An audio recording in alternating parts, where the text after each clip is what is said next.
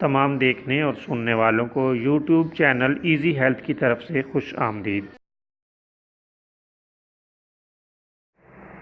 دوستو، آج جو ویڈیو ہم آپ کی خدمت میں پیش کر رہے ہیں، اس میں آپ کو اندرائن یا تمے کے بعض خواص بتائیں گے، اور آئندہ آپ کے لیے بہت سی ایسی ویڈیوز پیش کریں گے جن میں تمے کا استعمال ہوتا ہے، اور آپ کو بتایا جائے گا کہ کس طرح یہ انسانی صحت پر اثرات ڈالتا ہے۔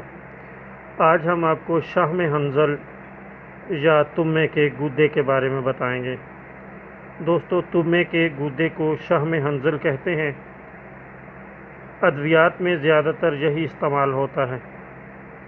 رنگ سفید اور وزن میں بہت ہلکا ہوتا ہے، بے بو ہوتا ہے، اور اگر یہ پھل سالم میں موجود رہے، یعنی ثابت پھل کے اندر موجود رہے، تو 4 سال تک اس کی طاقت برقرار رہتی ہے، اور اگر اس کو گودے سے الگ کر کے، یعنی اس گودے کو پھل سے الگ کر کے رکھا جائے تو اس کی طاقت 2 سال کے بعد ختم ہو جاتی ہے۔